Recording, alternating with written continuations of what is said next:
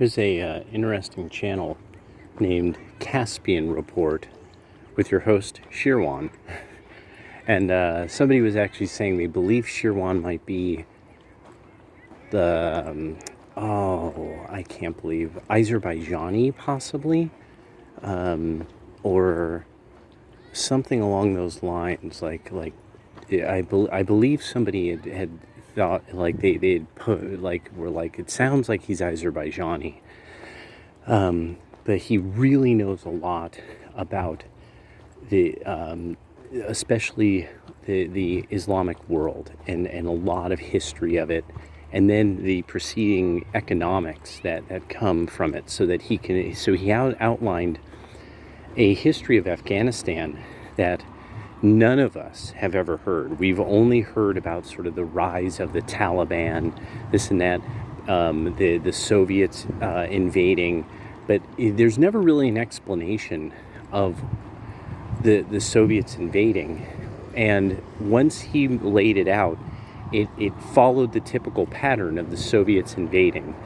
That what had happened was that there was commies in the country, that there were Marxists and powerful Marxist organizations and alliances, mostly that came out of the military. That will be explained by the way that he gets into that. Why there were so many military officers who were Marxists. It was an error made by by an earlier Afghani regime. But like in so many countries that the USSR invaded, they fundamentally went in there sort of claiming, that there were all these people who were, that there was wide support for their invasion. And the reason why is because there were just enough Marxists in those countries that they could do that. And they could seem to have some kind of support. And there just really wasn't an understanding across the world of how stuff like that really happened. There wasn't, the kind of information networks that we have now that we could really look into who all these people were. But the countryside never really modernized along the lines of the major cities. And so that you had these people who ended up fundamentally being just old-fashioned Afghanis. So this was like getting into how Kabul from the 1950s through the 1970s was like a swinging place. It's like a lot of the Islamic world, women were unveiled. They held relatively normal middle-class jobs in a lot of cases. They were so this is why when people want to make the dumbass claim, that region of the world has religion and that's the cause of all their conflicts and everything, this is the typical, liberals not really knowing much of what they're talking about most of the time. He really maps out no, this was a fight between various forms of government, traditional ancestral government that would be along the lines of nobility trying to transfer the government into a more modern period, and that always a part of modernist movements were various two types, either the communists of some sort or a group that were typically into the idea of there just being sort of an authoritarian state. So sort of the veneer that offices are elected for, but it's really just that the central state controls everything.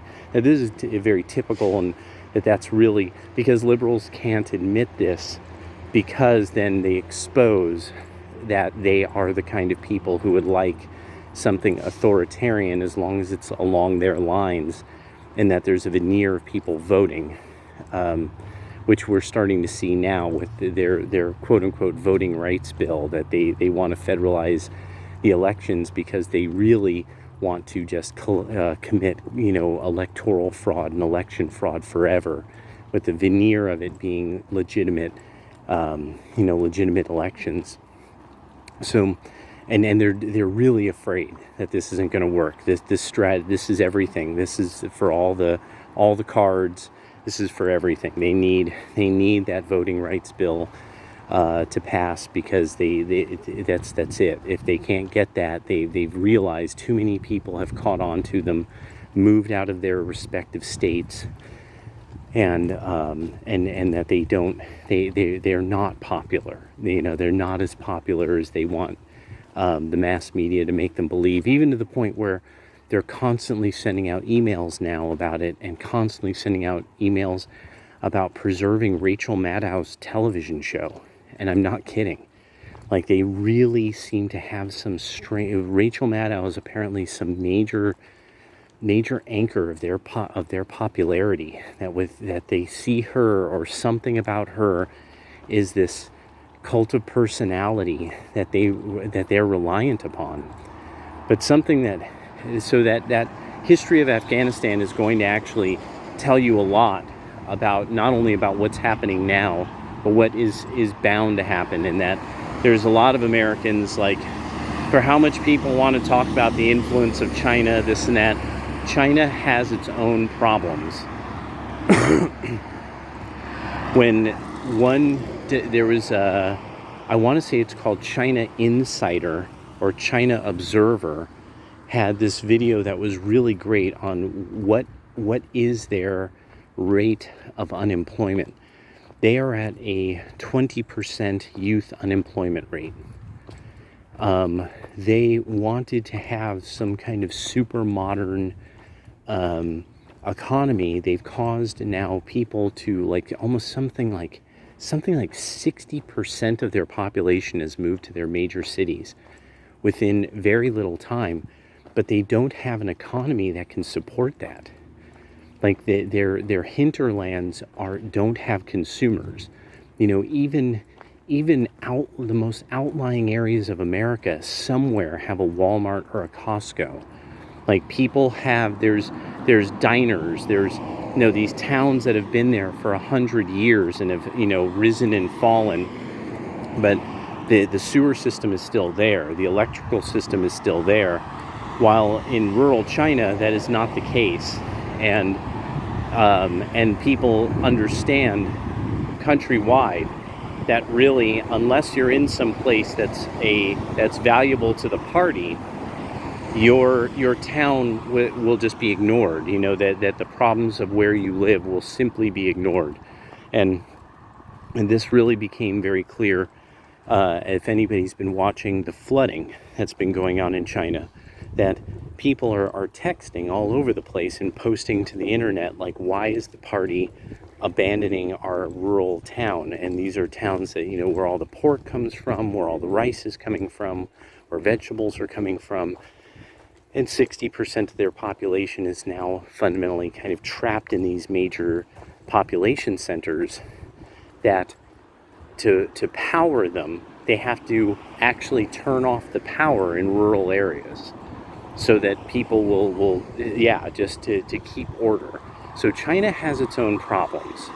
And no matter, and then there's the problem of just abject corruption. That you never know what's going to happen to your money if you put it in China, and that they'll suddenly change all the rules of business, and that's it. You lose all your money. You lose billions. BlackRock alone lost it was billions of dollars. Like, there was just a legal change to some rules, and BlackRock lost billions. So there's really now, one of the things that's hitting me is America has sort of every opportunity to really flourish by simply the culture, investing in the culture. And because so something I was reading from 48 Laws of Power, thank you very much, Arceon, the left has isolated itself.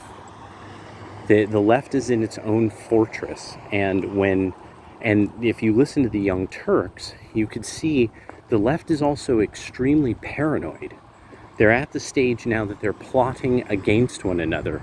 And so you're not hearing, like, say, the Young Turks bring up that there's a bunch of quote-unquote business Democrats that aren't going to run next time.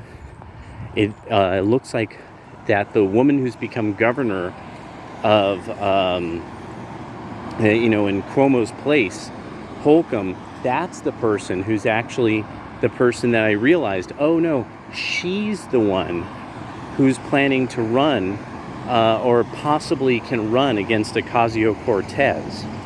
So one of the things I think is interesting is I realized this at the last moment when I saw that was the name that I had seen, and that explains why she brought up Cuomo's extra 12,000 deaths. That she's actually bringing up like an issue that she knows because she really understands her constituency. She brought up an issue that she knows not only were people really angry about, but that there's a lot of people who are knowledgeable about it, and that they want something done about it, and that whatever alliance of people in the party that Cuomo's a part of, it's not strong enough, and that she's basically betting on if she brings up all that Holcomb understands, if she brings up the Cuomo's nursing home deaths, that she could run on that for Ocasio-Cortez's seat. And so it's actually kind of interesting to see that come out. So to a great extent, among the Democrats themselves, the knives are coming out. And it's because, really, when it comes down to it, the liberals have isolated themselves in blue enclaves and no one likes them. And everywhere in America, people look at them now with suspicion. And it's really one of these things that there's every opportunity now, and it's starting to show, like through somebody like actually Tim Pool, that Tim Pool's not really on the right, and everybody knows this, but the left has to say that he is. And then what does Tim Pool do? Tim Pool reaches out. Oh, speaking of reach out and grab some blackberries. Yeah. Oh yeah. Oh yeah. Oh, good stuff. Oh, that's Americana right there. Right off the vine. Indeed. So, somebody like Tim Pool or Peter Boghossian, they keep getting put into the right by the left. But nobody on the right considers them on the right. Consider them just libertarians or kind of liberals that are actually rational people and willing to talk to other people. There we go. That's enough. And that remotely do their homework.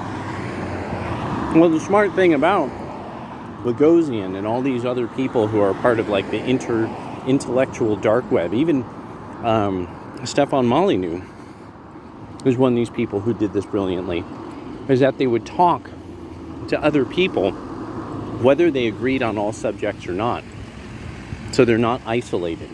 Now, BitChute and platforms like that kind of isolate people, but not terribly. Overall, overall they've got a lot of reach, and as even people like Vox.com have had to write about, that the right wing has succeeded on YouTube in ways that the left has not, such that they've had to widely ban people on the right, only making them more mysterious. Why are so many people into this guy Salty Cracker? Who is this guy Nick Fuentes? And then it's caused people to be extremely curious about them. So really, one of the things is I've been thinking about this. Even if you don't necessarily agree with somebody, share their stuff. Like, if you realize, like, oh no, like there's this one guy, the 15-minute cities thing, World Economic Forum just brought this up. they really are now curious about what to do about the fact that there's these giant cities that now have legitimate crime problems. I mean, like, there's no way around that. And that's another part about the culture vulture nature of the white liberal, the left in general, the quote-unquote educated liberals, is that they're starting to also have the problem of they never really counted on that black crime is real, and that places like Chicago, Baltimore, New York, these places are becoming more and more and more fucked up because nobody will deal with crime and criminals. They don't want to acknowledge that there's mental illness because really it would cause them to have to look at themselves, their cause, their behavior, their tendency to to gravitate towards self-medication. And this was another thing that really hit me, was that change that occurred. That a lot of you noticed this with young men when Trump came along. Young men got sober.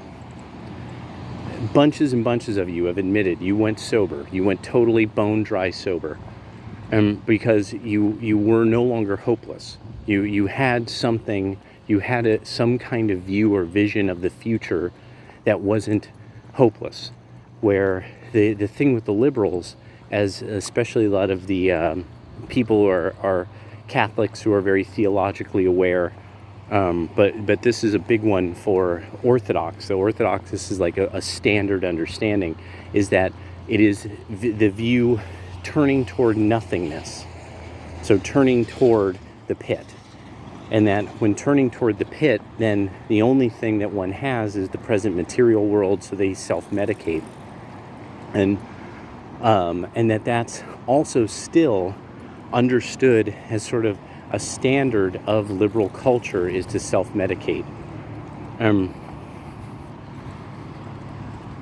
especially like you Manosphere fellows, you would see this as a part of the box wine aunt, box wine mom, all these the leftover women who have to drink themselves to sleep, or have to medicate themselves so that they could go to sleep, or that they have to fundamentally sort of attempt to be happy with things, and then their girlfriends, because that's pretty much all they have left, is like the circle of women and creature comforts, because they don't have love. They don't have romantic love. They don't have the natural normal love that couples have. This is also why I think it's valuable for people to accept. A lot of Manosphere guys have to accept, no, there are red-pilled men that have wives and girlfriends. You're going to have to accept that's true, that they and that their women are into red-pilled content. Their women understand, like, they see women are like this, men are like this. That is why our relationship even works. Because you and I are different, and what we put together. Oh my God, what is this? Check this out.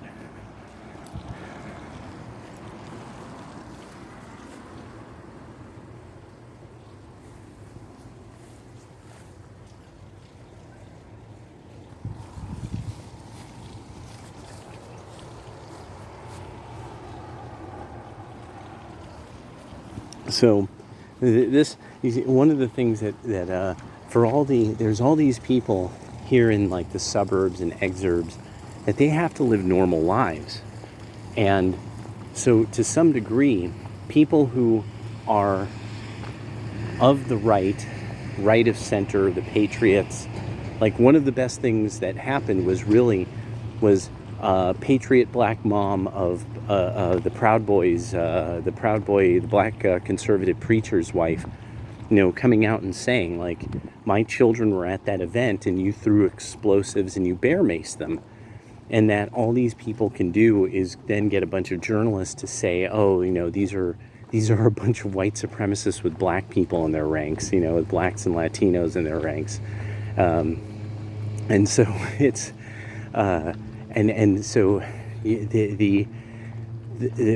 so people like the Proud Boys, people like the Patriots, it really is valuable to reach out to people. Like, really, a lot of the thing with the Proud Boys and the Patriot Prayer people, all of you who are in Portland and stuff, reach out to Tim Pool. Say, we would really like to talk to you. We really want to get our story out there. Talk to people who make overtures to the libertarians. The libertarians are really a lost cause for the most part. They are at the stage where they are bound in their kind of principles and ideology in a way that they are in a fortress. They are in a fortress of their own design, in a sense. That they're like, oh, well, according to libertarian principles, and that, so they aren't really getting, you're never going to get votes. You're never even going to be a spoiler when it comes to like the Republicans or anything like that. You're sort of these oddballs now. Why won't you at least talk with other people and have some kind of, come to some understanding of your ideals are ideals from idealism? That in a world where humans are totally different than they are, maybe what you're saying will work, but in the real world, your ideals don't work the way that you want them to.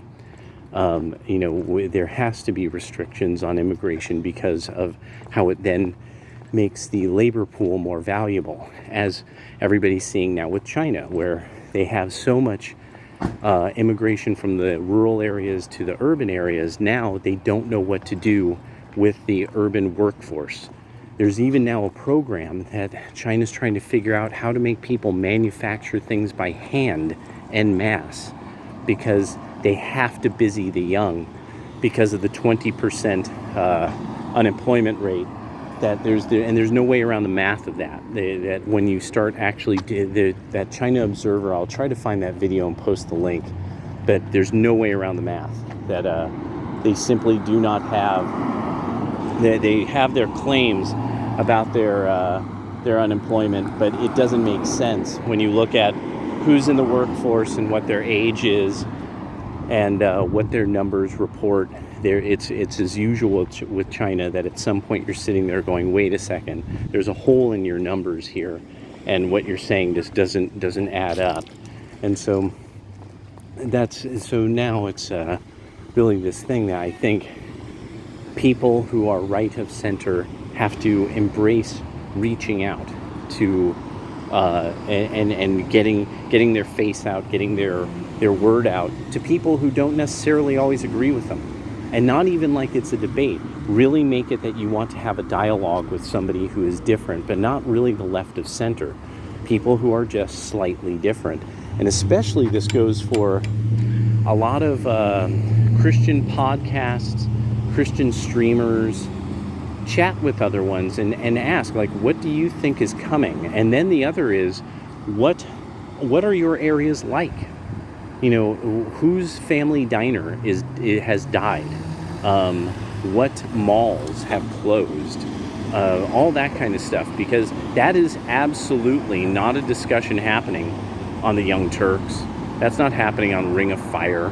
Nobody is giving a shit about this when they're left of center. That, this place that everybody enjoyed as the local culture is dead, because, of course, it's a cultureless movement. They are the lack of culture, the culture vultures who dress up like rap stars and stuff, but come across as, scrawnies and wimpoids. And so it's just one of these things that reach out to people, because you're not going to lose, because a fortress doesn't even have to be laid siege to. That when somebody's trapped in a fortress, they're trapped in it. And that's what's happening to the left of center. They're these weirdos and unlikables that are trapped in their own little world of TikTok. and a few podcasts, and then their riotous groups of malfunctionals. So reach out to people and have these conversations, especially about their local areas and their local regions, because that is way more helpful than people think. Like, that's why I pay so much attention to all these economic reports and stuff about people talking about the housing in Kansas, or the housing in New York, or the housing, what's really going on the streets of LA, the gangs of Chicago, and who's the top gang in Chicago right now.